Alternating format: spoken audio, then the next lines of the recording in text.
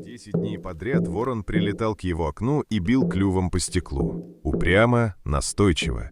Пока старый лесник не понял страшную вещь. Эта птица не просто так стучит.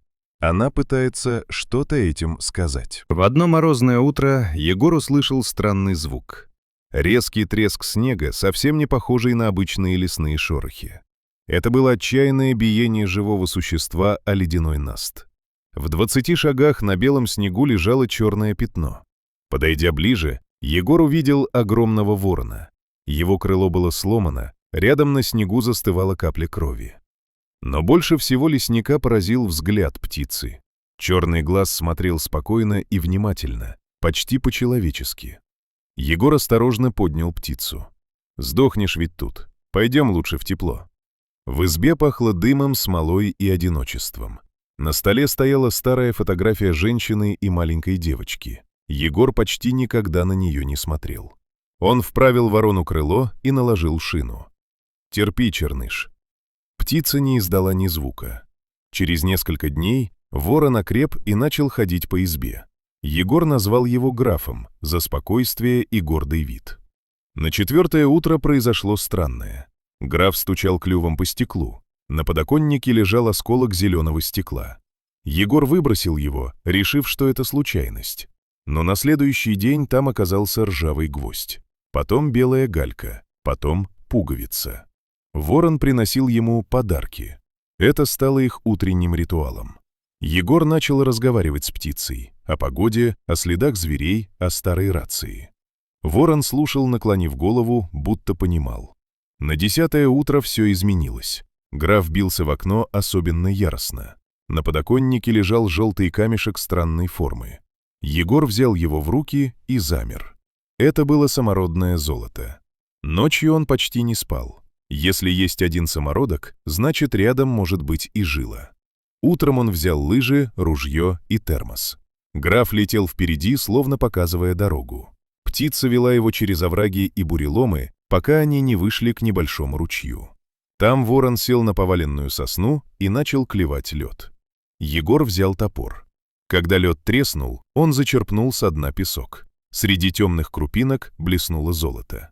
Это был настоящий золотой карман. К вечеру у него был полный кисет золотого песка и несколько самородков. Но у тайги свои законы. Неподалеку бродили 2 браконьеров — Павел Бык и хитрый Леха Лис. Уже несколько недель они искали золото и заметили свежие лыжные следы. Они поняли — лесник что-то нашел. Егор вернулся домой и спрятал золото под половицей. Но утром у крыльца он увидел следы снегохода. Бандиты пришли за ним. Вечером они уже били в дверь. «Открывай, лесник, мы знаем, что у тебя есть!» Егор забаррикадировал дверь и приготовил ружье. Но бандиты развели под стеной костер из сырого лапника. Черный дым начал заполнять избу. Они решили выкурить его. Егор задыхался, когда вдруг граф начал раскачивать старую керосиновую лампу над сухими стружками. Лесник понял намек. Он бросил в печь промасленные тряпки, и из трубы повалил густой черный дым. Снаружи казалось, будто изба горит. Пока бандиты радовались пожару, Егор открыл тайный лаз в погребе, схватил золото и выбрался наружу. Началась пурга. В этот момент со стороны ручья раздался крик. Лед под быком не выдержал, и он провалился в воду. Лис попытался уехать на снегоходе, но Егор заранее перерубил рулевую тягу. Машина не двигалась. Поняв, что остался один в тайге перед бурей, Лис в панике убежал в лес. Пурга скрыла все. Егор переждал бурю в снежном укрытии, прижимая к себе ворона. Когда метель закончилась, тайга была тихой и белой. У ручья изо льда торчала рука в меховой рукавице. Бык нашел здесь свою могилу. Снегоход Лиса был занесен снегом, самого его тайга тоже забрала.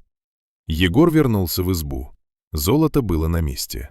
Он посмотрел на фотографию жены и дочери и впервые за много лет почувствовал надежду. Весной он собрал вещи. «Аня, я ухожу», — сказал он по рации. «Еду в город. Насовсем». Граф сидел у него на плече. Когда лесник пошел по весенней тропе, ворон взлетел, сделал круг над избой и полетел вперед, показывая дорогу к новой жизни.